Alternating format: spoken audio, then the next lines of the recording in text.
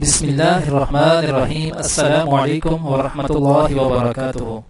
آج ہم رسول اللہ صلی اللہ علیہ وسلم کا بہت ہی خوبصورت فرمان بیان کریں گے انشاءاللہ۔ اس سے پہلے آپ سب سے گزارش ہے کہ اس ویڈیو کو آگے ضرور شیئر کیا کریں۔ جزاک اللہ۔ اللہ تعالیٰ بغیر طہارت کے نماز قبول نہیں فرماتے۔ اسامہ بن عمیر حضلی رضی اللہ تعالیٰ عنہ کہتے ہیں کہ رسول اللہ صلی اللہ علیہ وسلم نے فرمایا، اللہ تعالیٰ کوئی بھی نماز بغیر وضو کے قبول نہیں فرماتا اور نہ چوری کے مال سے کوئی صدقہ قبول کرتا ہے۔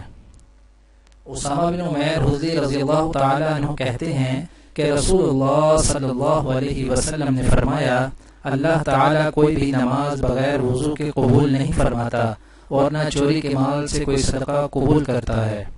دعا ہے کہ اللہ تعالیٰ دنیا اور آخرت کی تمام بھلائیاں عطا فرمائے۔ سبحان ربک رب العزت عما یصفون وسلام علی المرسلین والحمد للہ رب العالمین۔ آمین۔